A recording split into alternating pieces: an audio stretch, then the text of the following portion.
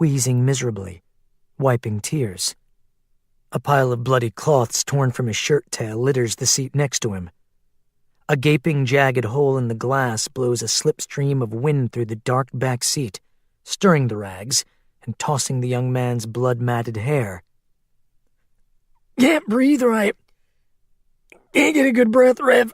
I mean, the point is, we don't find a doctor soon, I'm gonna be up a creek without a paddle." "You think I ain't aware of that?" The big preacher grips the steering wheel tighter, his huge, gnarled hands going ashen white. His broad shoulders, still clad in a black, battle-tattered church coat, hunch over the dash, the green lights of the instruments illuminating a long, deeply lined, chiseled face. He has the face of an aging gunslinger, pocked and creased by many hard miles. "Okay, look, I'm sorry I got cross with you. Listen, brother, we're almost to the state line. Sun'll be up soon, and we'll find help, I promise. Just hang in there." "Please make it soon, Rev," Stephen Pembry murmurs around a hacking cough. He holds himself as though his guts are about to spill out. He gazes out at the moving shadows behind the tree. They've put at least 200 miles between them and Woodbury, and yet signs of the super herd still riddle the countryside. Behind the wheel, Reverend Jeremiah Garlitz glances up into the hairline fractures of the rearview mirror. "Brother Reese?" He scans the shadows of the back seats, studies the other 20-something young man slumped against the opposite broken window. "How you holding out, son? You okay? Talk to me, you still with us?" The boyish face of Reese Lee Hawthorne becomes visible for just an instant as they pass the distant orange glow of a fire, either a farm or a forest or a small survivor community, all of it going up in flames. A mile-long conflagration which spews snowflakes of ash up into the atmosphere. For a moment, in the flickering light, Reese looks as though he's unconscious, either asleep or blacked out. All at once he blinks his eyes open and convulses in his seat as though electrocuted. "Oh, I was just... Oh, Lord. I was just having a wingdinger of a dream." He tries to get his bearings. "Okay, I'm good. Bleeding stopped. But sweet Jesus, that was one nasty dream." "Keep talking, son." No response. "Tell us about the dream." Still no reply. They drive in silence for a spell.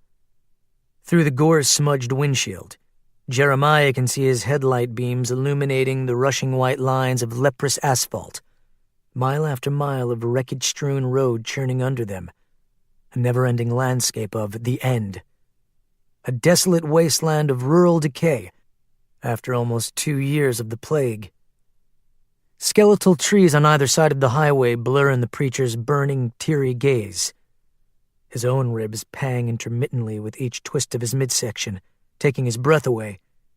Maybe a fracture. Maybe worse. His wound sustained in the tumultuous confrontation between his minions and the people of Woodbury. He assumes Lily Call and her followers all perished in that same vast mob of walkers that had wrought such havoc on the town, barreling through barricades, overturning cars, burrowing into homes and buildings, eviscerating the innocent and guilty alike, and ruining Jeremiah's plans to stage his glorious ritual. Was the good Lord offended by Jeremiah's grand scheme? "Talk to me, Brother Reese." Jeremiah smiles at the reflection of the haggard young man in his rear view. "Why don't you tell us about the nightmare? After all, got a captive audience here, right?" For another moment, the awkward silence continues, the white noise of the wind and the drumming of the tires providing a hypnotic soundtrack to their misery. After a long, girding breath, the young man in the back seat finally begins murmuring in a soft, scratchy voice. "I don't know if it'll make any kind of sense, but we was back in Woodbury, and we was about to end it all and go to paradise together as planned." A pause. Uh-huh. Jeremiah nods encouragingly. In the mirror, he can see Stephen trying to ignore his wounds and listen. Go on, Reese. It's okay. The young man shrugs. Well, it was one of them dreams you have once in a while, you know? So vivid it's like you can reach out and touch it. We was in that racetrack arena. It was just like it was last night, matter of fact. And we was all set to perform the ritual. He looks down and swallows hard, either from the pain or the reverence for such a glorious moment, or maybe both. Me and Anthony, we was bringing in the sacred drinks, coming down one of them passageways toward the infield, and we could see the arc light at the end of the tunnel, and we could hear your voice getting louder and louder, saying something about how these offerings represent the flesh and blood of your only Son, sacrificed so that we may live in eternal peace. And then we get to the arena, and you're standing there at the podium, and all our brothers and sisters are lined up in front of you, in front of the bleachers, fixing to drink the sacred drink that's going to send all of us to glory. He pauses for a moment to get himself back from the edge, his eyes glittering with horror and anguish. He takes another deep breath. Jeremiah watches him closely in the rear view. Go on, son. So, this here's the point where it gets a little dicey. He sniffs and winces at a sharp pang in his side. Amidst the chaos of Woodbury's ruination, the Escalade had overturned, and the men were banged up pretty severely. Several vertebrae in Reese's spine had dislocated. Now he stuffs the pain down his throat. One by one, they start taking sips of whatever was in them Dixie cups. My guess, Jeremiah interrupts, his tone turning bitter and rueful. That old hillbilly Bob, he replaced the liquid with water. I'm sure he's pushing up daisies himself by now, though. Or maybe he's turned, along with the rest of them people, including that Jezebel of a liar, Lily Call. Jeremiah snorts. I know it ain't exactly a Christian thing to say, but them people got what they deserved. Busybodies, cowards, heathens, all of them. I say good riddance to bad rubbish. Another beat of tense silence stretches, and then Reese continues in his feeble monotone. Anyway, what happened then in the dream? I can hardly... It's so terrible I can hardly describe it. Then don't! Stephen chimes in from the shadows across the seat, the wind flagging his long hair. In the darkness, his narrow, ferret-like features, smudged with caked-on blood and gore, make him look practically Dickensian, like a chimney sweep left in a chimney too long. Jeremiah lets out a sigh. Let the young man speak, Stephen. I know it's just a dream, but it was so real, Reese insists. All our people, most of them gone now, they each took a sip, and I saw their faces darken like shades had come down over windows. Their eyes shut, their heads bowed, and then...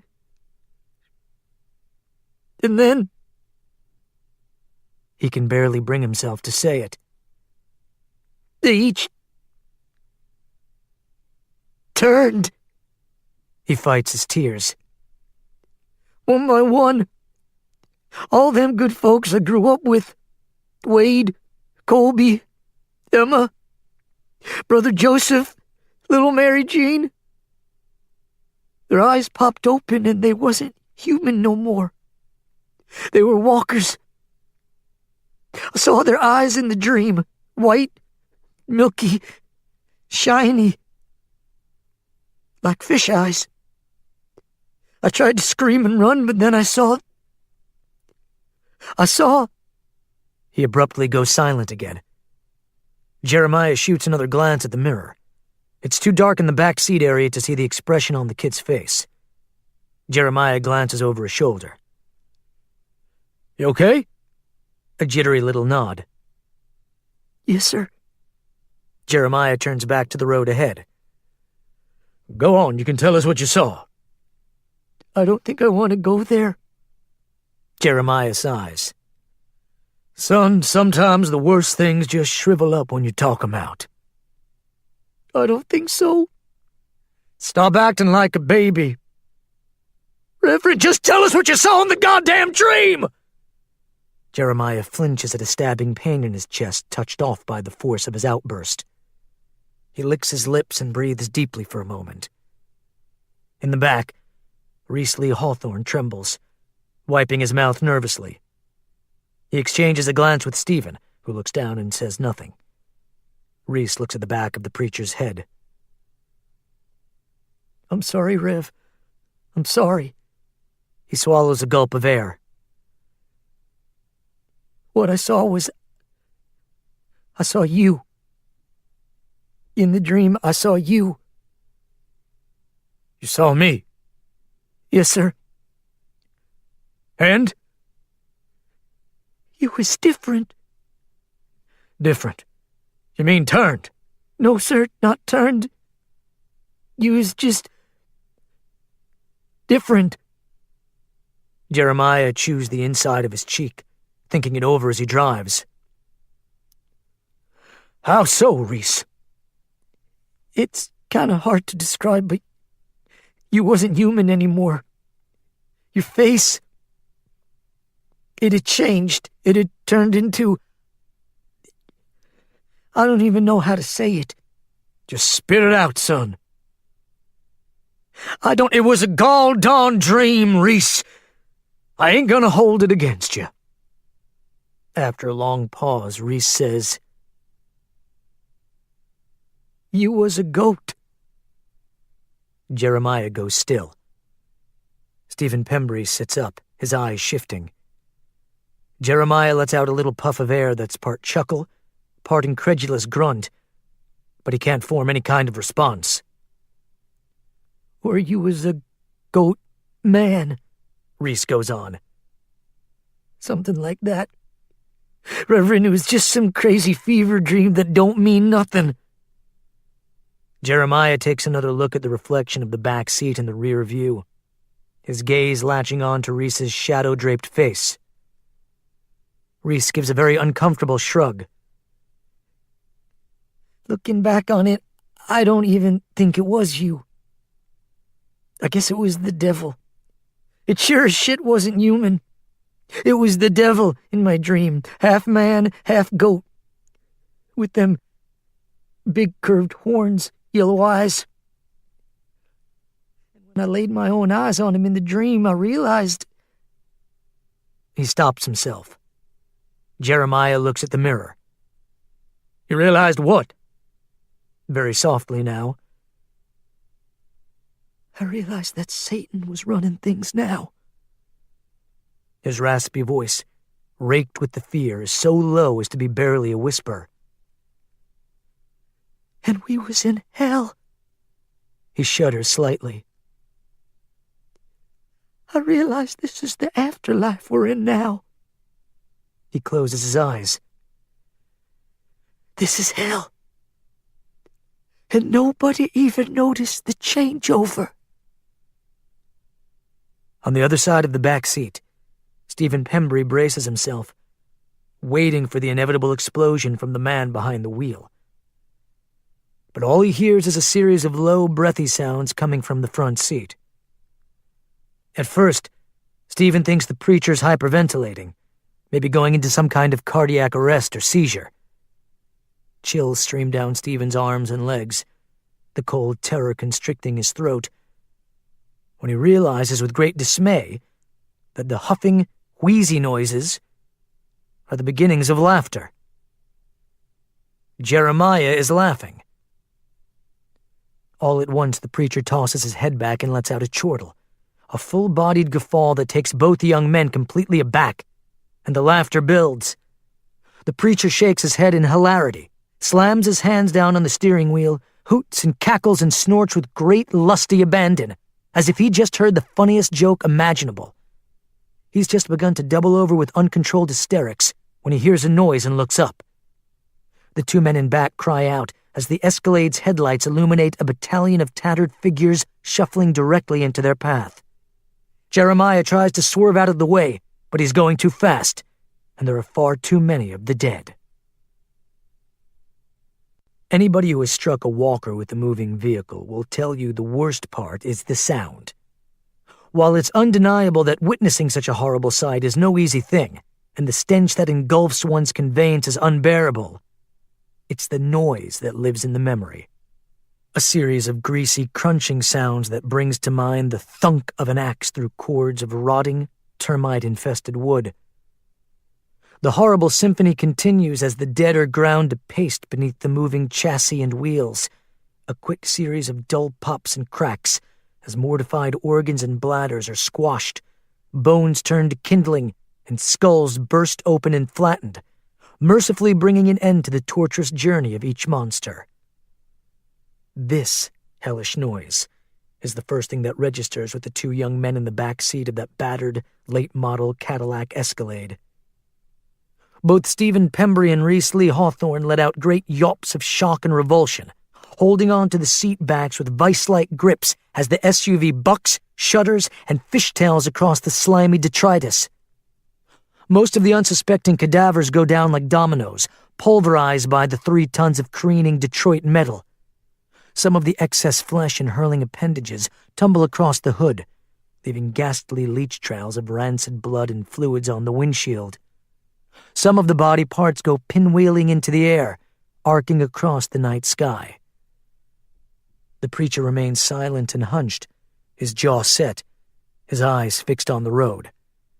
His muscle-bound arms wrestle with the jiggering steering wheel as the massive vehicle goes into a skid. The engine revs and keens as it reacts to the loss of traction, the squeal of the huge steel-belted radials adding to the din. Jeremiah is yanking the wheel back the other way, turning into the skid as best he can in order to avoid spinning out of control, when he notices that something has gotten lodged in the gaping hole in his side window.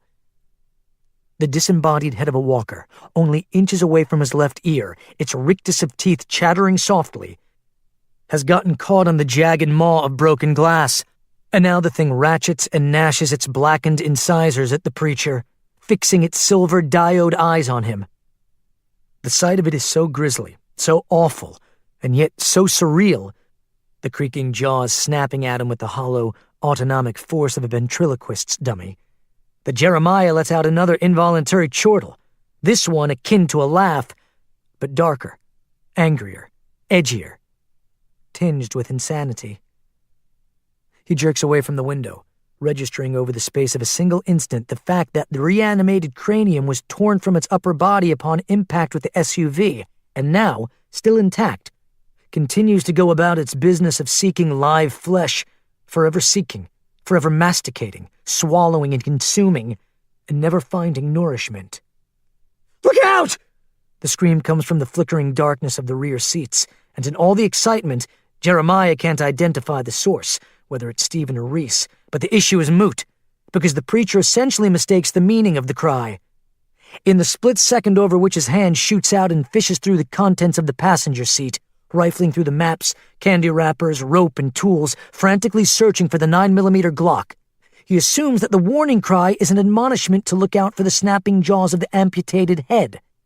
He finally gets his hand around the grip of the Glock and wastes no time swinging it up in one fluid motion toward the window and squeezing off a single point-blank blast into the brow ridge of the grotesque face skewered there. The head comes apart in a blossom of pink mist, splitting melon-like and sending splatter into Jeremiah's hair before being launched into the wind. The vacuum left behind in the broken window throbs noisily. Less than 10 seconds have transpired since the initial impact, but now Jeremiah sees the true reason that one of the men in back has howled such a warning. It has nothing to do with the reanimated head. What they're screaming about back there, the thing Jeremiah is supposed to look out for, is now looming on the opposite side of the highway, coming up quick on their right, closing in as they continue to skid out of control on the spoor of dead things. Jeremiah feels gravity shift as he swerves in order to avoid the mangled wreckage of a VW Bug, scuds across the gravel shoulder, then plunges down a steep embankment into the dark unknown of a wooded grove. Pine boughs and foliage scrape and slap at the windshield as the vehicle bangs and clambers down the rocky slope. The voices in the back rise into frenzied ululations. Jeremiah feels the land level out, and he manages to keep control of the vehicle long enough to find a purchase in the mud. He slams down the accelerator, and the Escalade lurches forward under its own power. The massive grille and gigantic tires grind through the thickets, cobbling over deadfalls, mowing down wild undergrowth and tearing through scrub as though it were smoke. For seemingly endless minutes, the bumpy ride threatens to compress Jeremiah's spine and rupture his spleen. In the blurry image of the rear view, he gets a brief glimpse of the two injured young men holding on to the seatbacks for fear of bouncing out of the vehicle. The front end hits a log, and the impact nearly cracks Jeremiah's back molars. For another minute or so, they career willy-nilly through the trees. When they burst out of the brush in an explosion of dirt, leaves, and particulate, Jeremiah sees that they have inadvertently come upon another unidentified two-lane road. He slams on the brakes, causing the men in back to headbutt the seatbacks. Jeremiah sits there for a second, taking deep breaths and getting air back in his lungs. He looks around. The men in back let out collective moans, settling back into their seats, holding themselves. The engine idles noisily, a rattling sound introduced to the low rumble, probably a bearing knocked loose in the improvised off-road adventure. Well now, the preacher says softly. That's one way to take a shortcut. Silence from the back seat, the humor lost on the two young disciples. Above them, the black, opaque sky is just beginning to lighten with a purple pre-dawn glow. In the dull, phosphorescent light, Jeremiah can see enough detail now to realize that they've landed on an access road, and the woods have given way to wetlands. To the east, he can see the road winding through a fog-bound, soupy backwater, probably the edge of the Okefenokee swamp, and to the west, a rust-pocked sign says, State Road 441, 3 miles. No sign of roamers in either direction. Judging from that sign up there, Jeremiah says, I believe we just crossed the Florida state line and didn't even know it. He puts the vehicle in gear, carefully makes a U-turn, and starts down the road in a westerly direction. His original plan, to try and find refuge in one of the larger towns along the North Florida citrus belt, such as Lake City or Gainesville, still seems viable, despite the fact that the engine continues to ping and complain. Something has come loose during the plunge through the woods. Jeremiah doesn't like the sound of it. They need to find a place to stop soon, look under the hood, get their wounds looked at and dressed, maybe find some provisions and fuel. Hey, look! Reese speaks up from the shadows of their rear seats, pointing off to the southwest. At the end of that lot. Jeremiah drives another 100 yards or so, and then brings the Escalade to a stop on the gravel shoulder.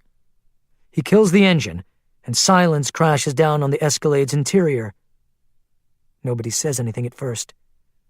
They just stare at the roadside sign in the middle distance. It's one of those cheap, translucent white fiberglass jobs, set on wheels, with the big removable plastic letters, common in the rural U.S. outside everything from flea markets to tent revivals. This one still bearing the letters. Calvary Baptist Church. All welcome. Sunday, 9 and 11.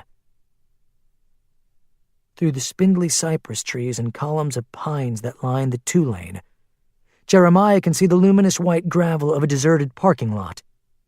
The long, narrow lot leads to the front of a slumped frame building, its broken stained glass windows partially boarded, its steeple caved in on one side and scorched as though devastated from the sky in a bombing raid. Jeremiah stares at the edifice. The huge steel cross at the top of the steeple, which is covered with a patina of rust, has come loose from its moorings.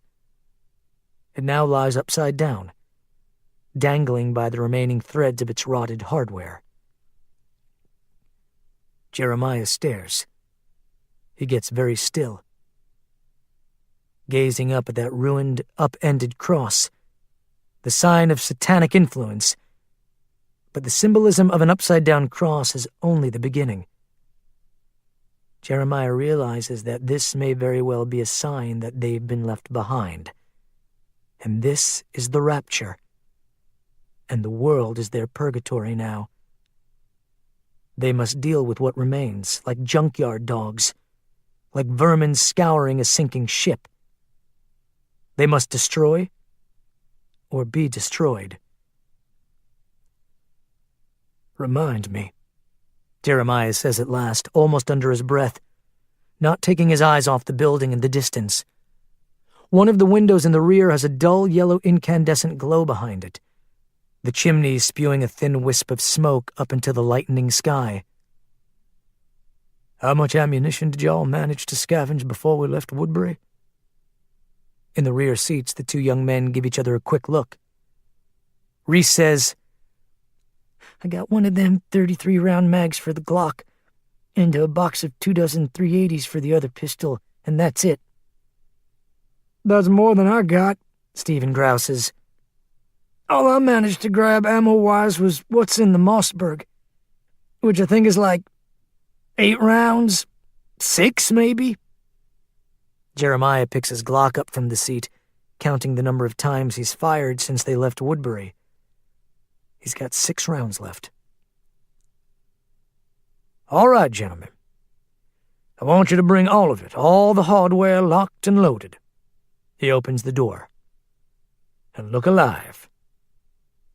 The other 2 men get out of the vehicle and join the preacher in the golden light of dawn. Something is wrong. Reese notices his hand shaking as he injects the fresh magazine into the hilt of his pistol. "Rev, I don't understand," he says finally. "Why are we loading up for bear? I doubt there's anything in there but scared church people. What are we doing?" The preacher has already started toward the derelict church, his Glock gripped tightly in his huge hand, dangling at his side like a calling card. "This here's the rapture, boys," he murmurs casually, as though informing them it's President's Day. "There ain't no such thing as church anymore. It's all up for grabs." The 2 young men glance at each other for a moment before hurrying to catch up with the preacher. Chapter 2. They approach the property from the rear, through a grove of sickly eucalyptus trees that mark the outer edges of the church's lot. Jeremiah can smell the cloying stench of menthol and ammonia in the air as he creeps across the weed-whiskered gravel, careful not to make too much noise when his big boots crunch on the pea stones. The light in the chapel's rear window has dwindled with the advent of the morning sun, and the roar of crickets has faded. Now the silence lies like a pall over the area, making Jeremiah's heart throb in his ears. He pauses behind a tree about 25 feet away from the lighted window. With a few quick hand signals, the preacher rouses the 2 younger men, who are hiding behind a nearby oak. Stephen limps as he moves out from behind cover, carrying the pistol-grip shotgun against his solar plexus like a vestigial appendage. Reese moves in behind his friend, wide-eyed and jumpy, flinching at twinges of pain. These 2 are not exactly the creme de la creme of the world's new survivor class, Jeremiah realizes, nor are they the greatest disciples imaginable for a spiritual leader such as himself.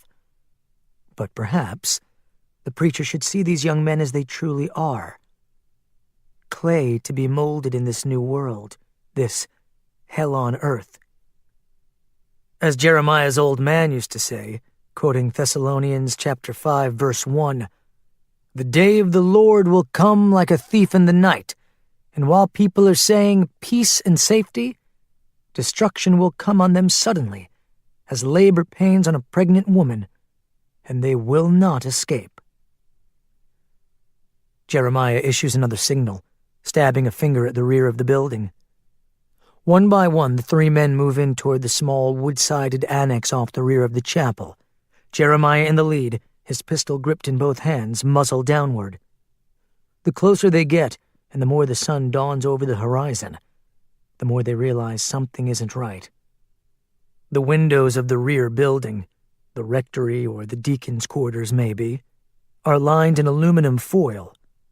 The screen door has been ripped off its spindle, and the inner door has been nailed shut and crisscrossed with lumber. The stench of walkers permeates the air, and it gets stronger as they approach. Jeremiah reaches the building first, and he gently stands with his back against the boarded door, signaling to the others with a finger to his lips. They approach as quietly as possible, stepping lightly over the trash and dead leaves that are skittering across the back deck on the morning breeze. Stephen stands on one side of the preacher, Reese on the other, both keeping weapons at the ready. The preacher reaches down to his scuffed Wellington boot and pulls a 12-inch Randall knife from the inner lining.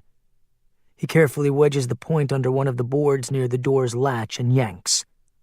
The door proves stubborn. Jeremiah pries at it repeatedly with the knife, making more racket than he cares to, but he has no choice. They would make even more noise if they tried to break through one of the windows. The nails give slightly, the rusty squeal sounding amplified in the hushed air of dawn. He has no idea what they're about to find inside this building, but he's fairly certain now that both humans as well as walkers inhabit this place. Walkers don't build fires, and the average survivor with access to soap and water doesn't usually smell like death warmed over. The door finally gives, and the two younger men move in closer, guns up now. They enter one at a time. They find themselves in an empty room, illuminated by dim, yellow incandescent light and smelling of stale smoke and BO. Jeremiah slowly crosses the floor, his heavy boots making the floorboards creak. He makes note of the small pot-belly stove still radiating the heat of dying embers, the braided rug stained with old blood, the solitary cot in one corner, the roll-top desk littered with tea bags, chafing dishes, candy wrappers, gossip magazines, empty MD 4040 bottles, and crumpled cigarette packs.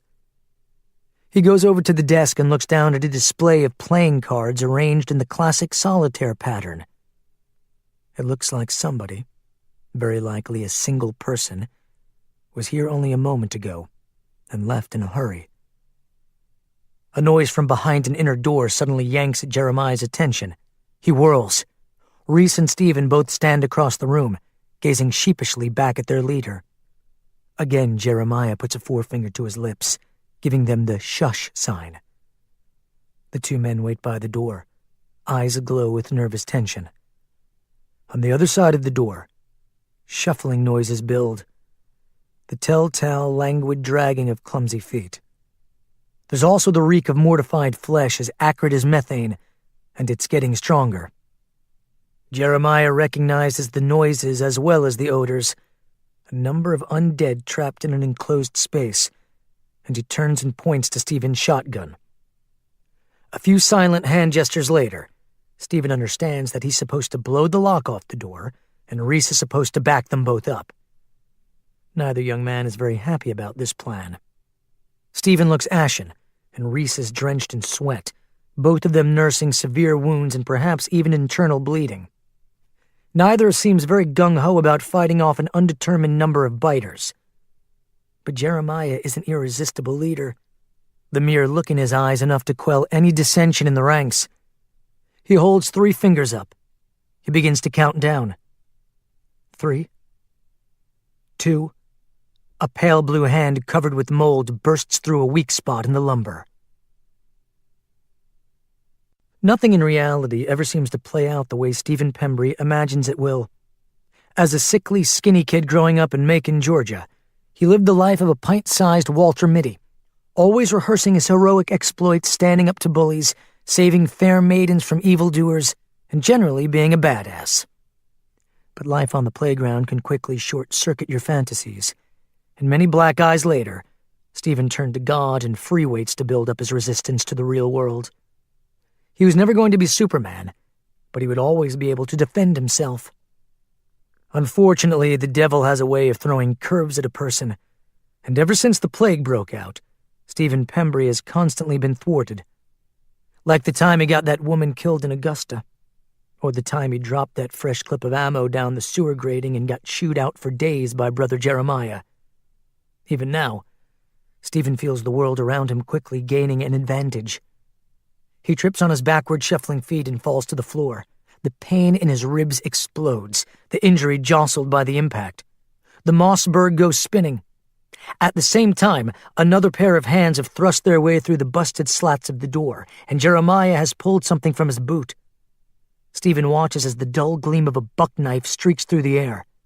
A butcher trimming a stubborn ham hock couldn't have amputated the gray, fleshy extremities faster or more decisively. Jeremiah drives the blade through tissue and cartilage, sawing through bone. Hands flop to the floor as neatly as knotted limbs being pruned. Stephen watches. He tries to sit up. His gorge clenches and burns, and threatens to upchuck the paltry contents of his stomach. Things are moving quickly now. Reanimated hands are flopping around Stephen like fish on a boat's deck, slowly growing still as the electrical impulses from reanimated central nervous systems drain out. Stephen's vision blurs, his mind swimming. Dizziness gripping him as his wounded lungs labor to get air. Jeremiah has already scooped the fallen shotgun from the floor, pumping shells into its breech with a single jerk of his arm as he turns back to the door. Stephen manages to lever himself back up to a standing position, kicking the ghastly hands out of the way. Jeremiah slams a work boot into the door, and the door implodes, revealing the interior of the dark chapel. Stephen gets a fleeting glimpse of the sanctuary before the first blast shatters the tableau. Once a quaint little nave of burnished pine pews, maroon carpet, and stained glass panels depicting scenes of the resurrection, the chapel now resembles an abattoir from the ninth circle of hell. The dead number in the dozens, maybe as many as 40 or 50, most of them chained to the pews with makeshift tethers of rope and electrical cord. They react to the light of the outer room, as if Jeremiah had just turned over a rock and exposed a colony of vermin. Insensate faces jerk toward the noise, their metallic eyes reflecting movement.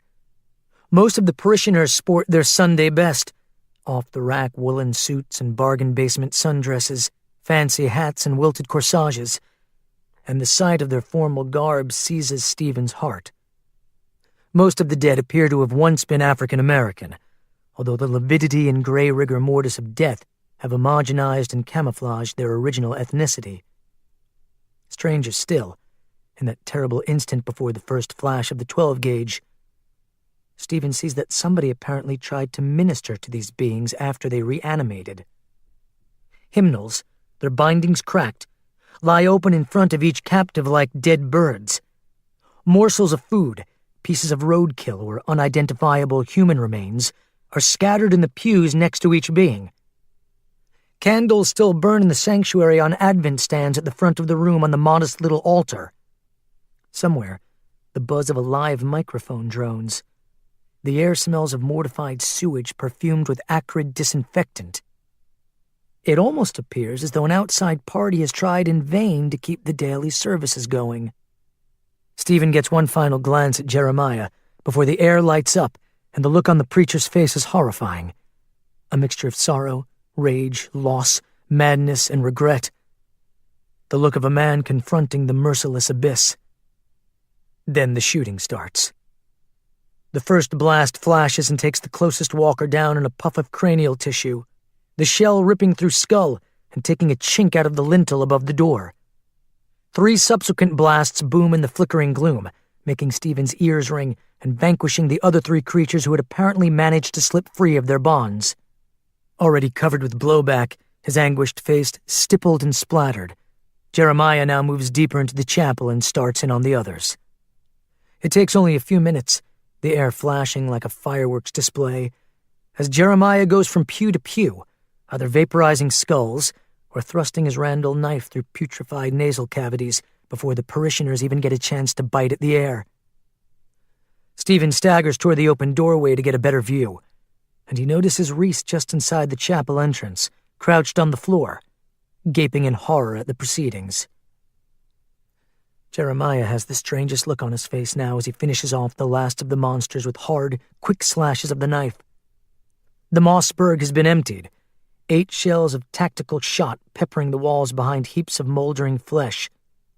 Completely slimy with blood, his eyes burning with inscrutable emotions, the preacher looks almost beatific as he dispatches the last reanimated corpse. For one terrible moment, watching all this from the doorway, Stephen Pembry thinks of a man having an orgasm. The preacher lets out a voluptuous sigh of relief as he impales the skull of an elderly woman in a frilly dress made of ruffles and chintz. The crone sags against the back of her pew. She was once somebody's mother. Somebody's neighbor. She may have once baked cookies for her grandchildren, served her famous bread pudding at ice cream socials, and laid to rest her beloved husband of 47 years in the kudzu-lined cemetery out behind the rectory. The preacher pauses to catch his breath. Staring down at the woman, he starts to silently pray. His head is bowed, his lips moving, when all at once he abruptly stops and looks up and narrows his eyes. His head cocks to one side as he listens closely to something in another part of the building. At last, he fixes his gaze on Reese and says softly, "You hear that?" Reese manages a slow shake of his head. The preacher looks up at the railings of the choir loft 20 feet above them. He reaches for his knife, pulling the blood-stained instrument from his belt. Then he signals for his men to follow. They find the woman in the second-floor bathroom, just down a narrow passageway from the choir loft. A portly African-American gal in a filthy gingham mourning dress, ancient tennis shoes, and a hairnet, she huddles inside a stall, shivering with terror as the men enter the ladies' room. Jeremiah kicks open the stall door and sees the woman's enormous derriere sticking out from behind the commode. "Come on out of there, ma'am," Jeremiah says softly but firmly, as though addressing a family pet. The woman twists around and pokes a small .38 caliber police special in his face. "Back off, motherfucker! I'll use it, I swear!" "Whoa, whoa!" Jeremiah raises both hands, eyebrows rising as Reese and Stephen move in behind him with muzzles up and ready. "Let's all take a breath now. All right, no cause to go all OK corral on each other." "Them people down there?" the woman says, and then stops herself, her expression faltering. Her gun lowers. She slumps, a single tear tracking down her plump face, making a leech trail across her ashy brown cheek. "Them people? They was my family. They was all of my choir, and they needed to go. I know that. I just didn't have the heart." Jeremiah holsters his knife inside his boot and kneels beside her. "Take a deep breath, sister." The woman starts to sob. She drops her gun. Her head lolls forward and her tears and saliva drip into the toilet. "Oh, Lordy, Lordy, what a life." "It's all right now." The preacher reaches out, puts an arm around her. Reese and Stephen back off, lowering their weapons. "It's all right, sister." He pats her tenderly. "Let it out." "I don't know what I was thinking," she sobs, shaking her head. "Keeping them in there like that." Drool loops off her chin. She pulls a handkerchief from her moist cleavage and dabs her face. "I played organ for them sometimes. Other times I would read the Bible through the PA system." She snorts and blows her nose. "Like it was doing any good. I didn't have the heart to put them out of their misery." She sniffs, dabs her bloodshot eyes. "I don't know what the good Lord wants anymore." Jeremiah smiles. "Look at me, sister. What's your name, if I may ask?" "Norma." She swallows hard and looks up through her tears at him. "Norma Sutter, sir." "You know what the good Lord wants from you, Norma?" "No, sir." "He wants you to survive." She swallows and nods, and then gives him a heartbreaking look. Yes, sir. Come here, sister. Jeremiah leans in and puts his big arms around her, and she hugs him back, and they stay like that for quite some time, the woman clinging to the preacher, like a child waiting for a bad dream to fade. We lost our pastor early on, the woman says, taking another sip of Mad Dog from an unlabeled bottle and wincing at the burn. Brother Maywell shot him in the head and then buried him out behind the sacristy. She sits in the back room at her desk, a tattered woolen blanket wrapped around her significant girth. Her face glistens with agony. The pale morning light seeps through the seams of the boarded windows. Lord, Lord, Lord. What a time we in right now. How did all them folks down there die? Jeremiah sits back pensively in a desk chair, the bones of the chair creaking with his weight. His head throbs. The bandage the woman applied to his scalp a few minutes ago is too tight. Behind him, Stephen sits on the edge of the windowsill, listening intently, gauze wrapped around his fractured ribs. He wheezes slightly. On the other side of the room, Reese shivers in a folding chair, his forehead crisscrossed with Band-Aids. The woman has already proven to be a gold mine of resources.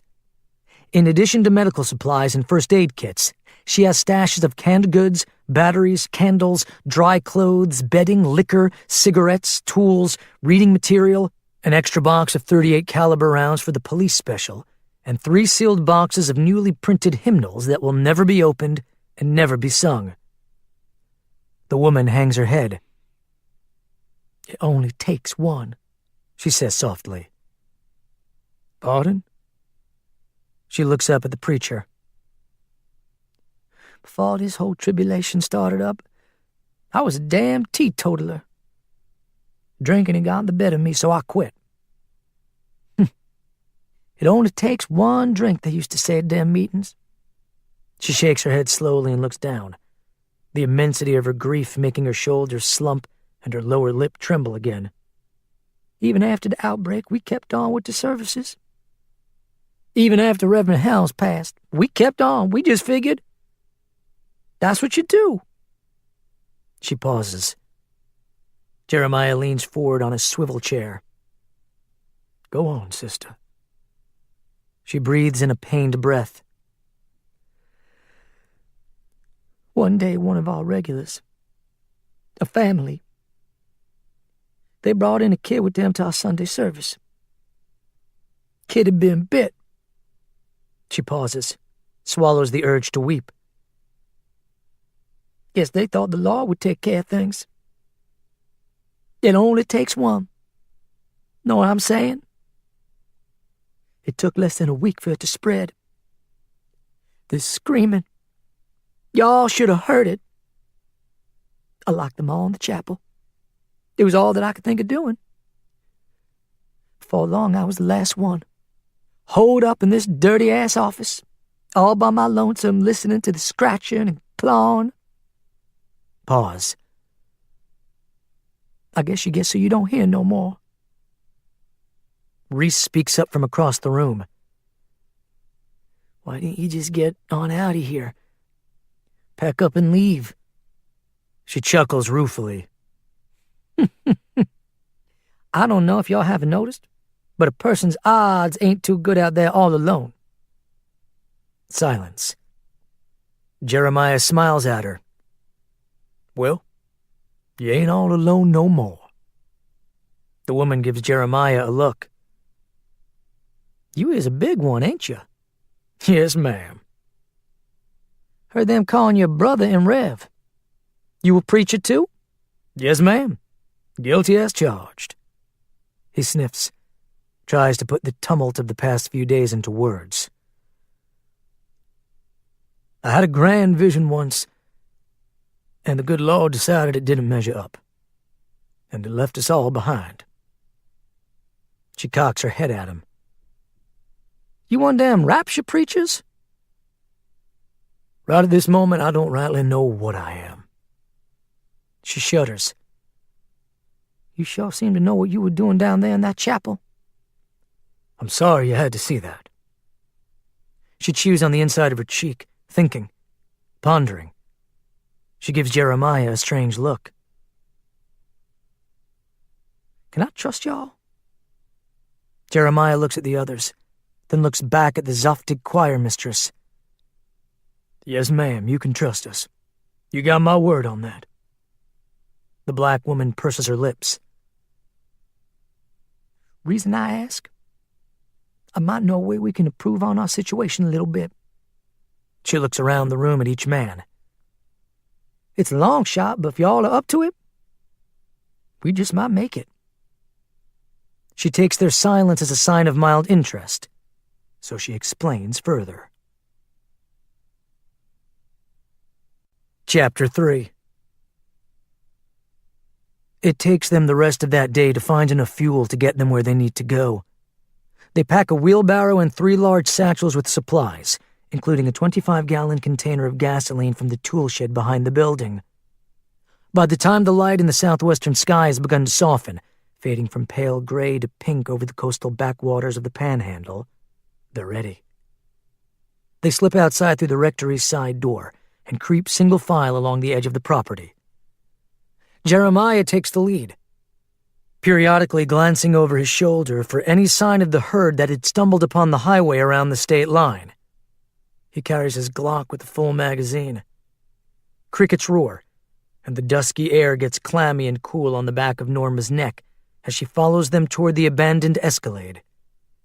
They hurriedly climb in, stowing their provisions in the rear cargo bay. Jeremiah kicks the engine on, and Norma settles down in the passenger seat next to him, unfolding a dog-eared map. They usually stick pretty close to the ocean, she says, almost to herself, calculating the mileage between them and the Gulf. Probably should start our search down around Perry or Crawfordville.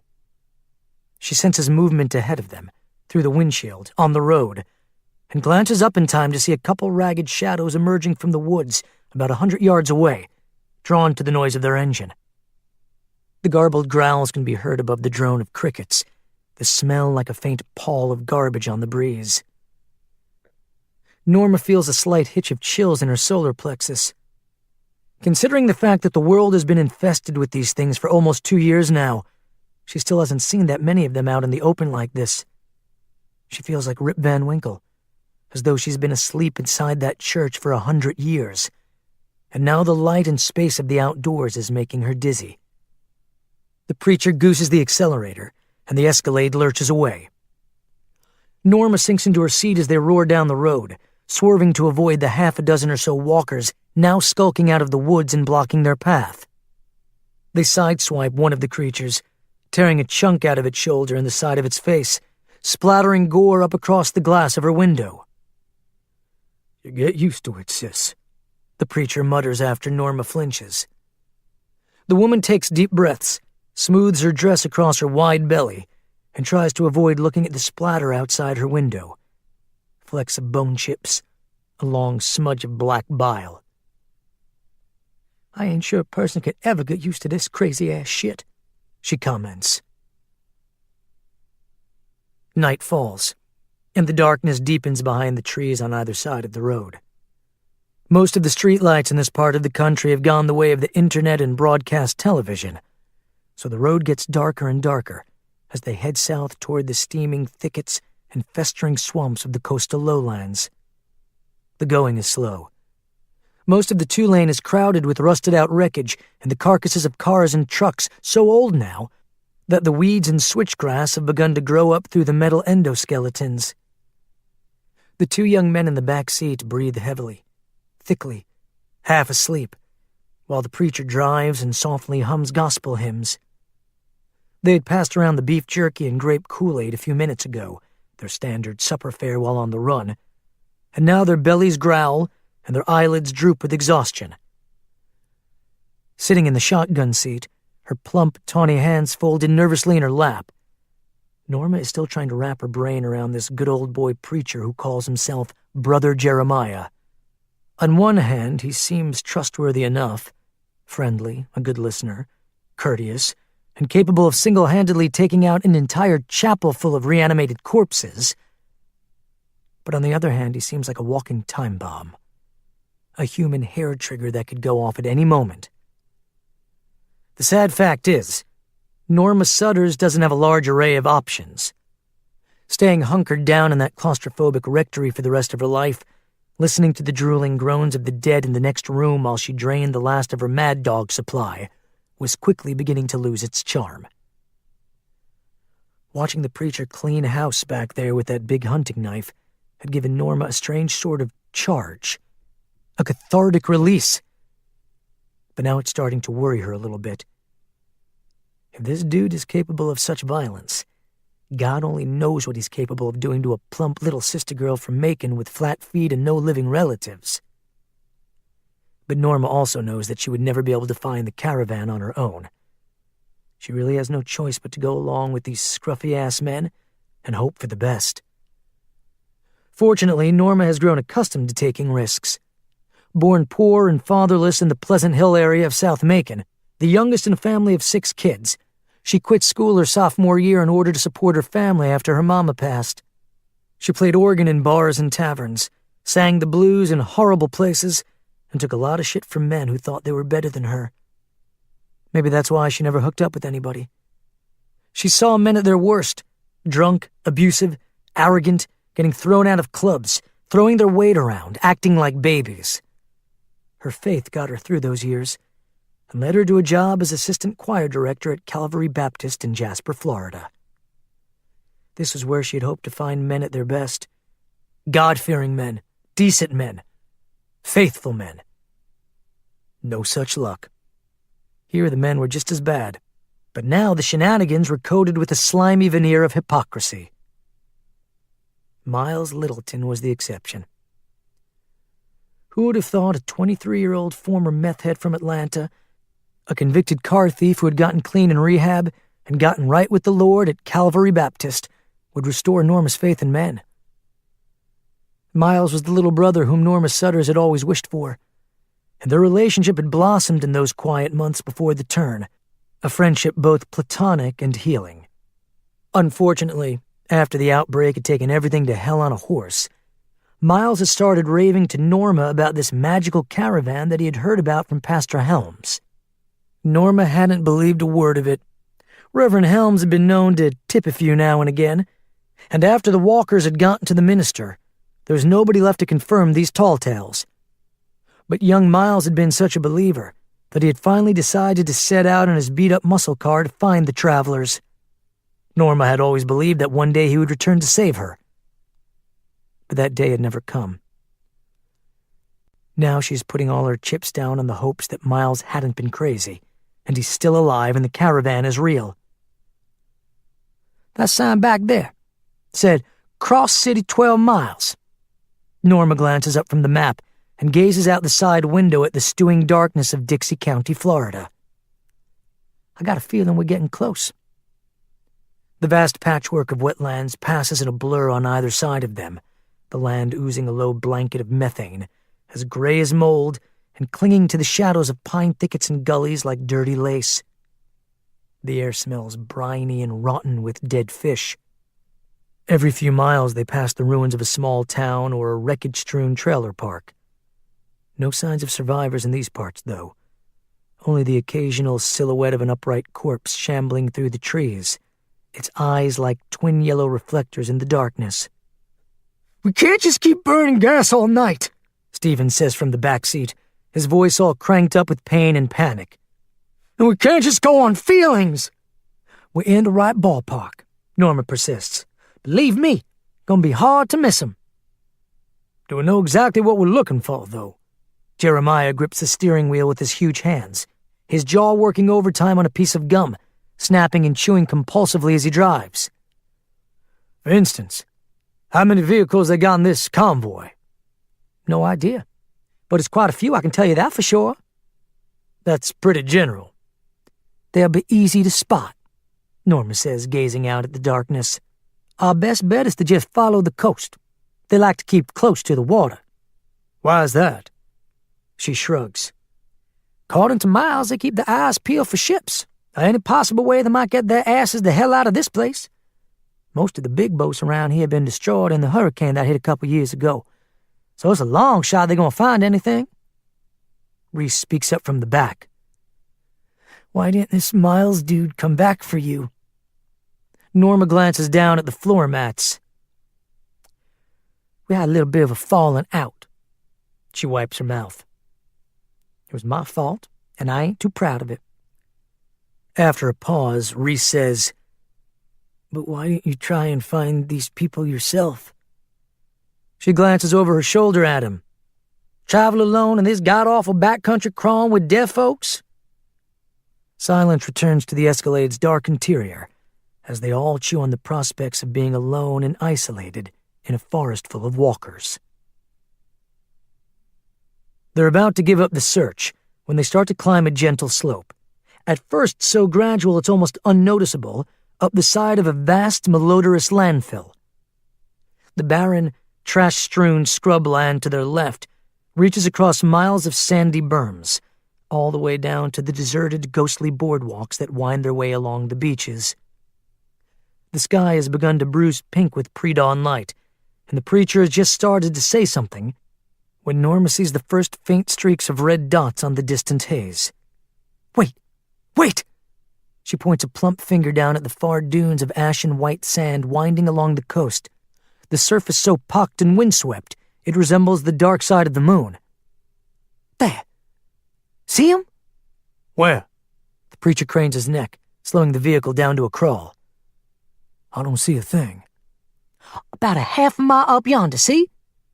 The woman is positively vibrating with excitement. Whole slew of them. See the taillights? Jeremiah Garlitz takes in a deep, cleansing breath as he finally sees the caravan chugging along the coastal road. In the pre-dawn light, it looks like a ribbon of burning embers throwing gouts of smoke in its wake. Yes, ma'am, I surely do. Jeremiah's big barrel-shaped chest puffs with relief. What do you think of that, boys? The two young men in the rear seats lean forward, transfixed by the sight, each of them rapt and silent as they gaze at the convoy. Give him a blast of your horn! Norma Sutters wrings her hands anxiously. Don't let him get away! Jeremiah smiles to himself. In his former life, he used to be fascinated by wildlife shows on television. He would record them on the VCR in the back of his trailer for later viewing, and he would watch them between revival meetings late at night for hours on end before turning in. He remembers one episode in particular, on the behavior of sheep versus the behavior of wolves. He remembers the flock mentality, the sheep moving almost as one, a school of helpless fish, easily managed by a single sheepdog. He remembers the instinct of the wolf, stealthy, solitary, patient, as it creeps up on the flock. He shoots a glance across the dark interior at the heavy-set little woman. I got a better idea. Father Patrick Liam Murphy, ordained Catholic priest and former head of Jacksonville's Most Holy Redeemer Parish, doesn't see the unexpected obstruction in the middle of the road until it's almost too late. The problem is, the slender, silver-haired priest has diarrhea of the mouth, perhaps an occupational hazard for someone charged with sermonizing, counseling, and easing fevered brows. He sits behind the wheel of his rumbling Winnebago, relentlessly chewing the ear off his protege, James Fraser, who's slumped in the cab's passenger seat, struggling to pay attention. I remind you, Jimmy, that there are two distinct versions of Christ, and the one of whom you speak now in your insolent and narrow perspective is the one we call the historic Jesus who lived and breathed and walked the earth a couple millennia ago, but also the one who is merely the vessel for the second version, the one that matters, the one who's the absolute true son of— Look out! James Fraser, an angular man of 33, blonde-whiskered and dressed in ragged denim, sits up at the start, eyes wide, and fixed on something he sees through the massive windshield. Father Murphy jerks the wheel and stands on the brakes. The contents of the RV shift in the back, water bottles, canned goods, tools, and weapons tumbling off their shelves and cubbies.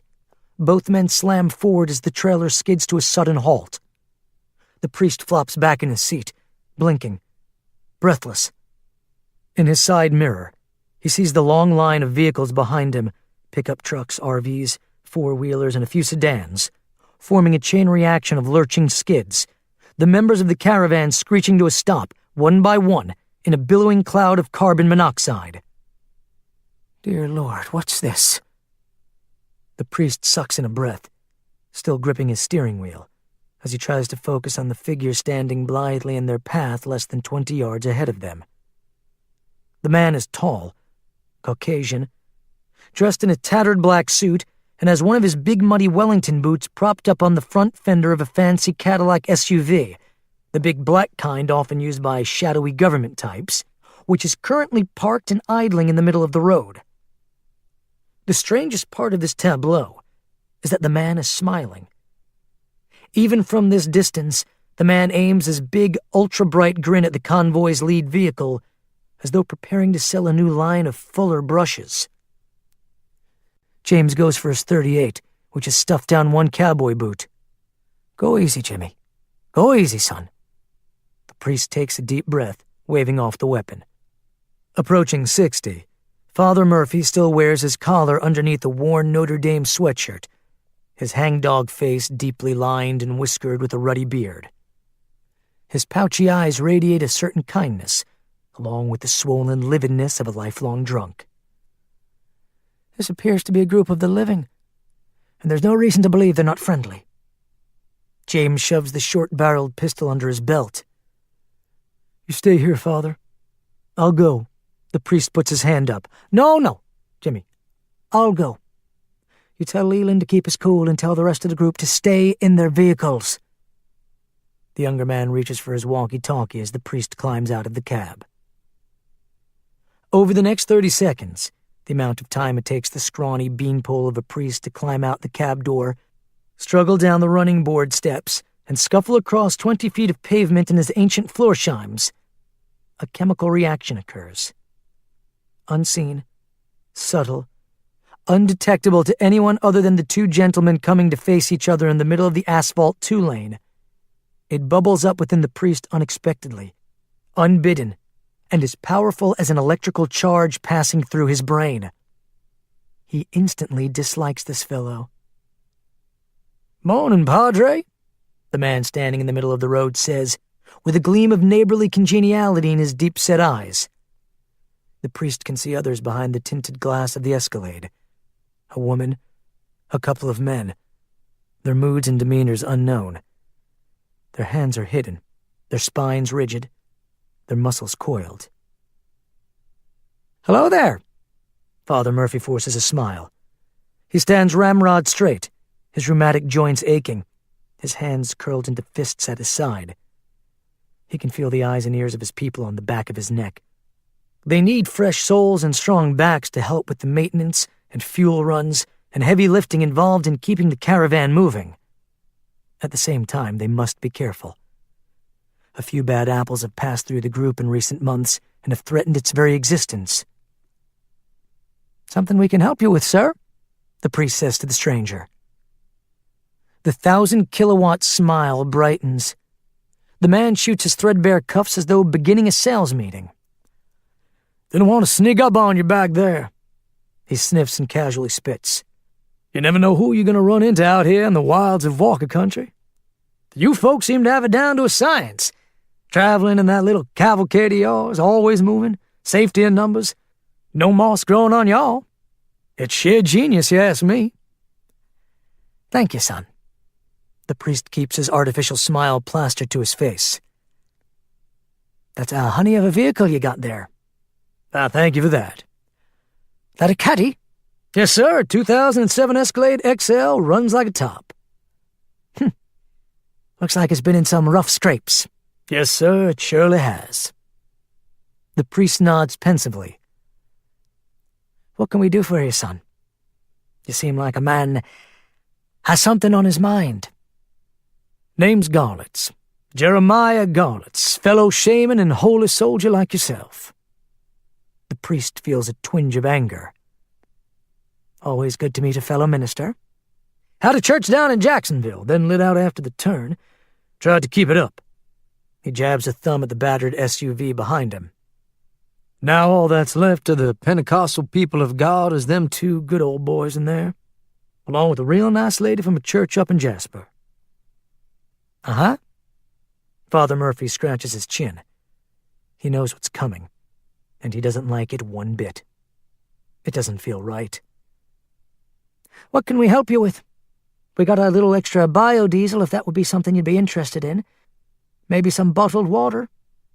The big preacher pours on the charm. That's mighty kind of you. These are difficult times. Them walkers out there are often the least of our problems. You gotta be real careful. I wouldn't expect you to just take in any old stray you find along the road. His expansive expression softens, his eyes filling with sadness and humility. Father, we're good, hard-working, God-fearing people who need a place of refuge, need medical treatment, food, and the safety of fellowship. Never occurred to us that solace might be found in a moving target like the one you got here. The daylight has dawned enough now for Father Murphy to clearly see the young man and the woman hunkered in the Escalade, nervously waiting. The priest swallows, licks his dry, chapped lips. I'm going to ask if the folks in the caddy could maybe go ahead and show their hands. The preacher turns and gives them a nod. One by one, the people in the SUV hold up their hands, revealing that they are unarmed. The priest nods. I appreciate that. Now may I ask the number and type of weapons you might be carrying? The preacher grins. It ain't much. Got a couple of 9s and a shotgun. Lady's got a snubby. Not much left over in the way of ammo, I'm afraid. Father Murphy nods and starts to say, Fair enough. And now if I might ask you to, out of nowhere, a number of unexpected noises and quick movements in the priest's peripheral vision interrupt his spiel and make him flinch as though a bomb has just gone off. A figure from behind him approaches at a dead run, arms pumping excitedly, voice caterwauling. For the love of Christ, it's her! I told them it was her! I just knew it! The young African-American boy in the flopping braids and ragged hoodie charges toward Jeremiah's Escalade. The preacher jerks back, reaching for his knife, taken completely by surprise. It's okay, he's one of ours! Father Murphy calls out, shooting his hands up in a conciliatory gesture. It's all right, he's harmless. Behind Jeremiah, the SUV's side door bursts open, and Norma Sutter struggles out. Her face aglow with emotion, her eyes wet as she spots the kid. She opens her plump arms. I'll be damned if you ain't a sight! The young man plunges into Norma's softness and musky odors. I thought you was dead for sure, he murmurs, his face pressed into the crook of her neck. The woman hugs him back, stroking his head with maternal tenderness. The young man begins to softly weep. Norma shushes him and strokes him and mutters soothing words. I ain't dead yet, child. Still in one piece. Still the cranky-ass old bitch you left in Jasper. The young man sobs into her neck. I missed you so damn much. I thought of going back, but I didn't, but I should have.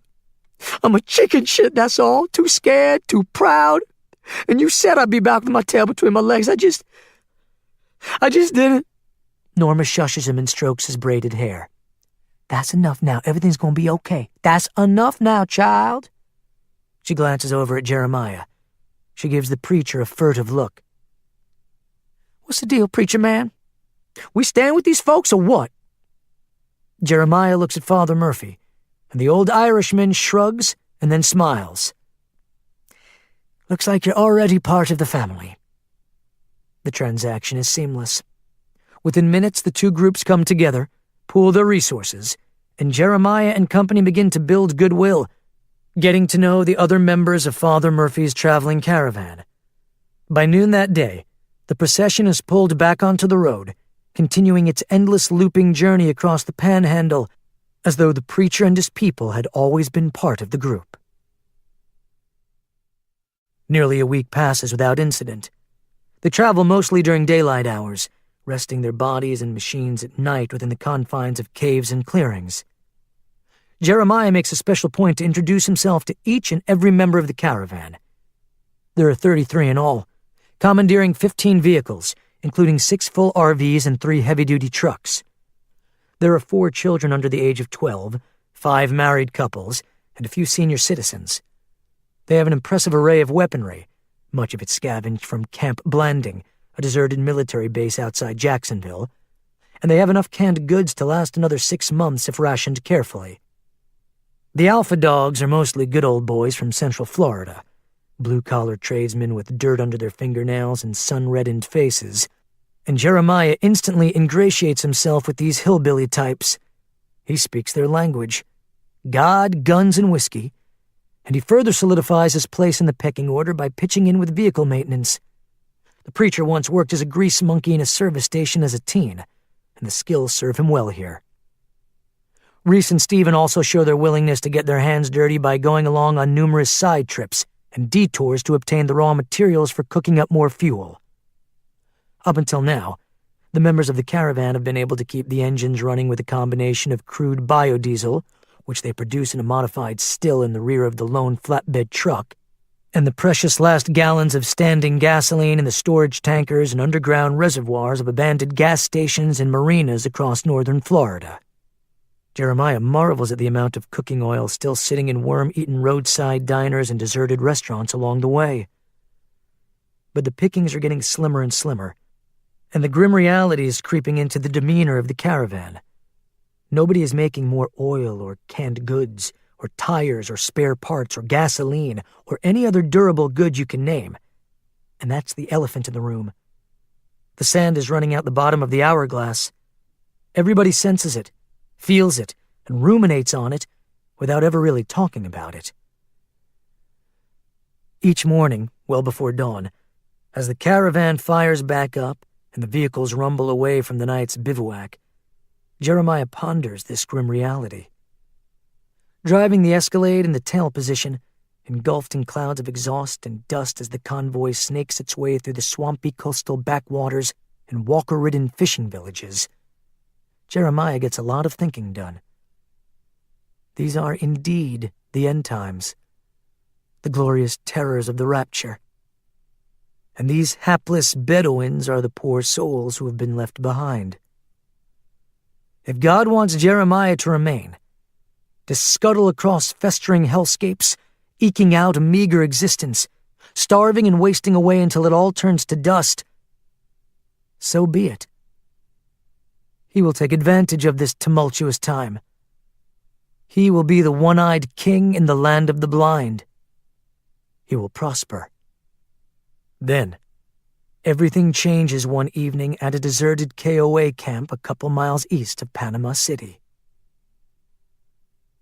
Opportunity presents itself at just past 8 that night in the form of a rustling sound off in the adjacent woods, very faint at first, but loud enough to register on Jeremiah's ear as he takes his customary walk along the periphery of the camp. He's gotten into the habit of taking solitary evening strolls around the circled vehicles in order to keep tabs on the mood of his fellow travelers. It also doesn't hurt to press the flesh, say hello to his new comrades, and do a little public relations work. On this night, the forest is separated from the ring of cars and trucks and campers by an ancient split-rail fence fortified at some point, perhaps by stubborn KOA customers hunkering down after the early days of the turn, with a ribbon of tangled, rusty concertina wire, which lines the fence all the way around the 10-acre site. At a few junctures, gates are visible between the larger posts, most of them padlocked. Jeremiah pauses in the dusky light. The sunset now nearly faded to darkness. Most of the travelers retired to their campers and bedrolls. His heart thumps as the noise of a few roamers shambling nearby gives birth to an idea, fully formed, unspooling in his brain. Chapter 4. Jeremiah snaps his fingers in the darkness, standing just inside the northwest corner of the compound, the drone of crickets so loud it nearly drowns out the snapping sound. He knows the risks here. He knows he's walking a delicate tightrope. There are so many variables that could go wrong. If he was caught, it would be the end of his reign on this earth, and at this point, He doubts very highly he would be welcomed with open arms by St. Peter and his posse at the pearly gates. He snaps again and again, and soon he hears the unwieldy footsteps shuffling closer and closer. He can see their shadows now. 3 of them. 2 males and a female of indeterminate ages, dragging through the undergrowth, heads lolling slightly, mouths working fiercely. They make their trademark noise as they close in, a sort of buzzsaw growling that emanates from the deepest pits of their insatiable gorges. The stench rises. Jeremiah pulls a bandana from his back pocket and quickly wraps it around the lower part of his face, bank robber style, and keeps softly snapping his fingers, summoning them, beckoning to them. The smell is so strong now, it's as though the preacher has stuck his head in an oven filled with roasting shit. He reaches down and opens the gate.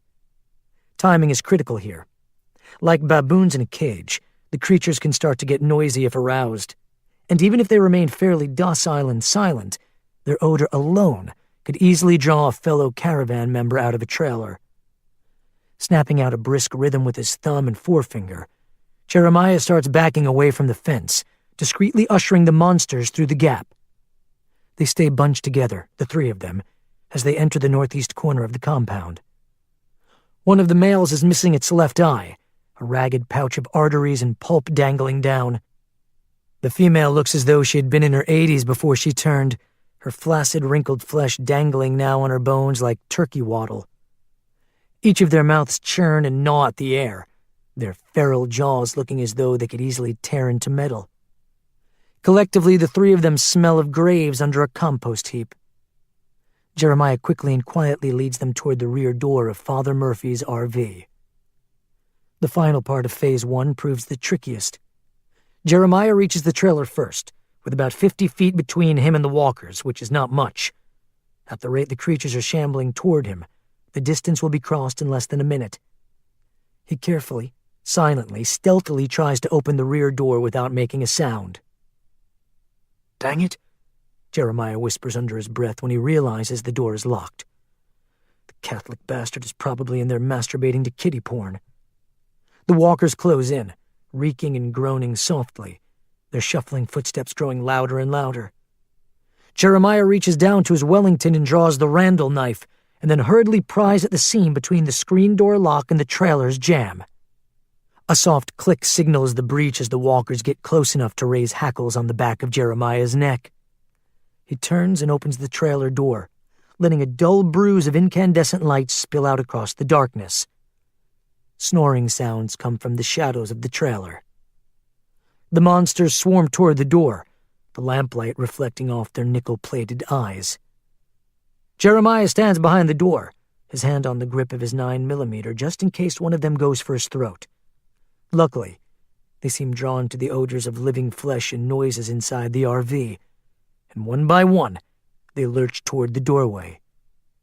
Jeremiah watches from the shadows behind the screen as each creature stumbles on the metal stairs, then cobbles crab-like up the slight incline and into the trailer. When the last one has vanished inside the shadows of Father Murphy's lair, Jeremiah quickly closes the aluminum door behind them with a faint but satisfying metallic click. Now Phase 2 begins, as Jeremiah hurriedly backs away from the trailer. This is the part Jeremiah relishes the most, the acting part. He once heard of an actual psychological disorder categorized and cataloged in the Diagnostic and Statistical Manual called Munchausen syndrome by proxy. The condition involves behavior patterns in which caregivers, often nannies and nurses, induce health problems in those under their care merely so the patient can be rescued. Thinking about it brings a wry smile to the lips of the preacher as he crouches in the shadows and waits for the screaming to start. Father Patrick Liam Murphy stirs from a strange recurring dream, a nightmare he has been having for the last year that involves being buried alive. He sits up suddenly on a sweat-damp portable cot, which is shoved against the RV's front firewall. Heart hammering in his chest. He sees shadows moving on either side of him, smells the rancid rot, and hears the buzzsaw growling. He rolls off the cot just in time to avoid a claw-like hand about to grab his nightshirt. The priest lets out a bellowing howl of shock and surprise and smashes into an aluminum cupboard, which teeters and falls with a resounding crash, spilling bowls and cups and utensils and bottles of butane across the floor.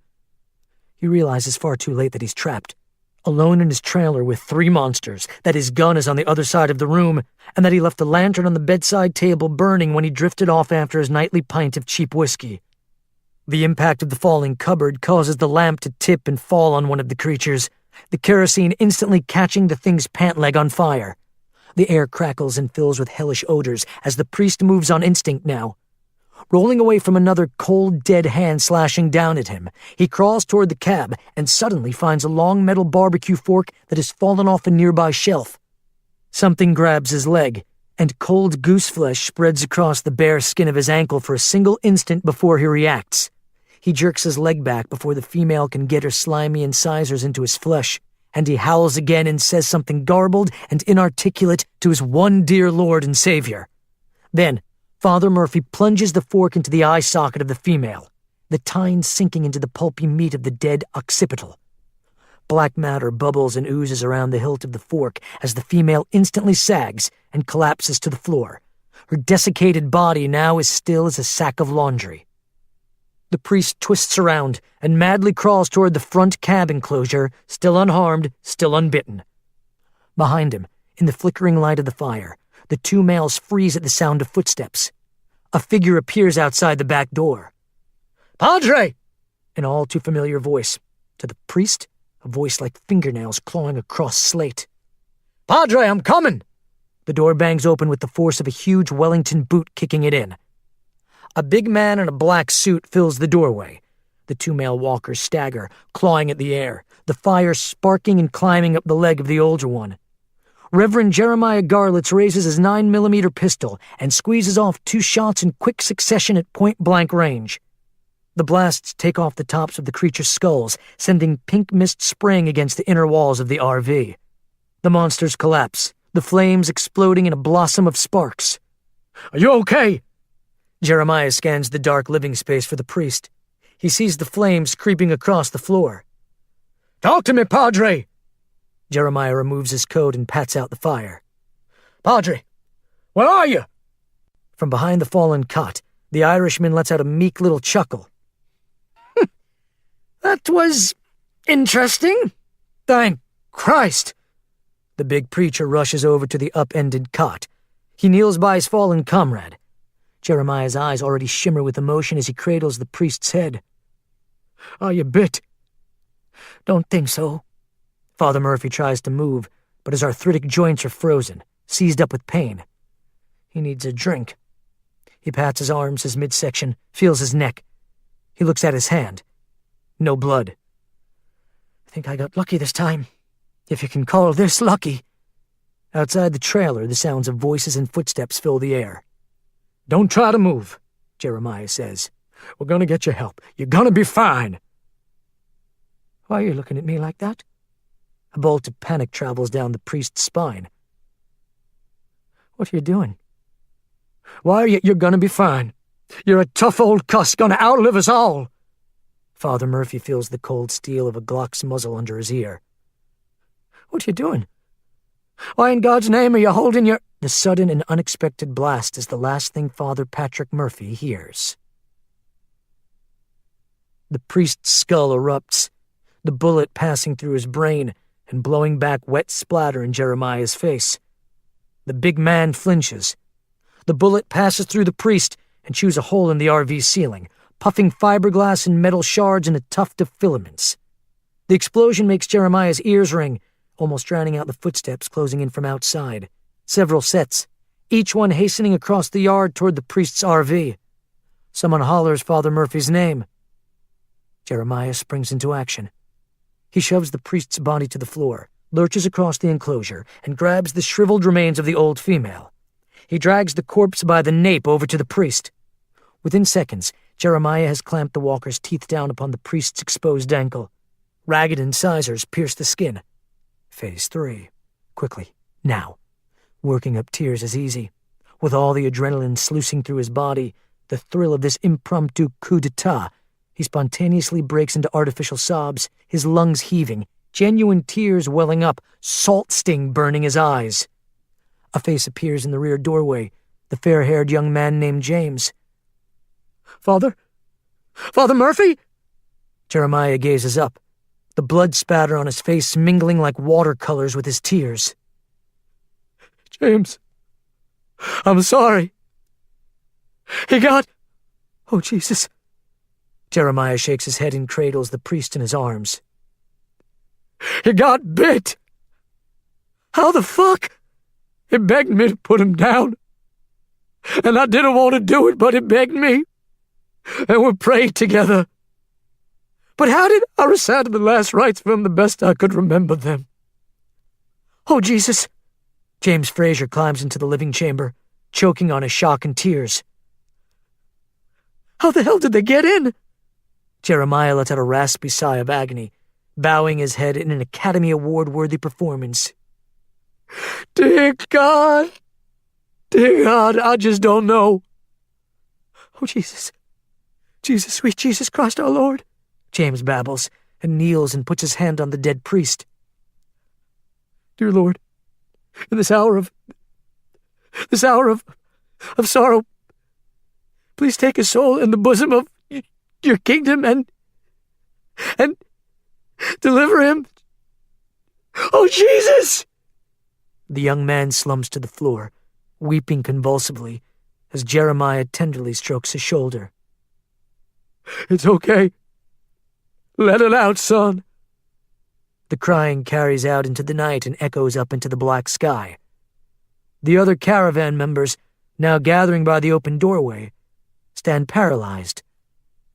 Not a single one of them is aware they are witnessing an epical exchange of power. For the rest of that night, and for most of the next day, Jeremiah helps the surviving members of the convoy deal with the tragic loss of their spiritual guide and moral compass. No one feels like driving, so they secure the periphery and place guards at key points around the site, and Jeremiah urges people to vent, to express themselves, to pray, and to remember their leader. They bury the man in the southeast corner of the KOA camp, near a grove of pecan trees. James says a few words, and then a few other alpha dogs have their say, each one of them eventually breaking down and sobbing, unable to continue. The death of Father Murphy hits them hard. Jeremiah can see they need to let out the grief. By sundown the next night, very few caravan members have wandered away from the makeshift gravesite. Most linger over the loosely packed pile of earth, as though they are house guests who refuse to leave a beloved relative's abode, praying, sharing stories of Father Murphy's generous spirit and acts of kindness and legacy of courage in the face of Armageddon. Some share flasks of cheap, stale moonshine, or home-rolled corn silk cigarettes made from the local tobacco that still stubbornly grows in profusion in South Georgia and along the northern edges of the Panhandle. Or the same beef jerky that they've been sharing for weeks now, ever since they hit that deserted truck stop outside Jacksonville. Jeremiah watches all this until he gets an idea right around sundown. Folks, if I may say something. He rises to his full height at the edge of the burial mound.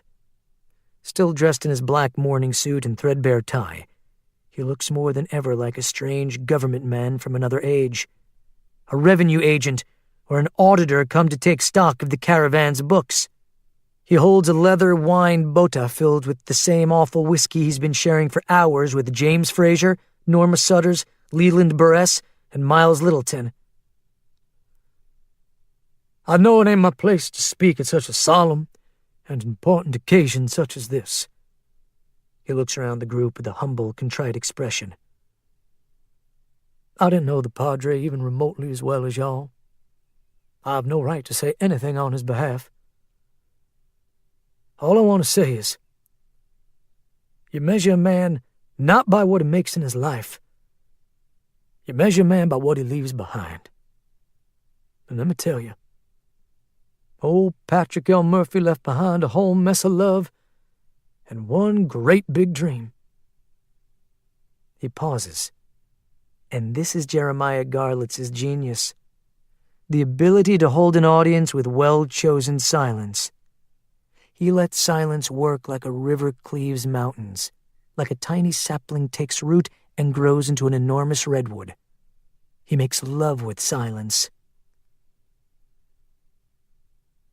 Father Murphy left behind a dream of solace and succor in the face of the end days. A beautiful dream amidst the beasts of hell.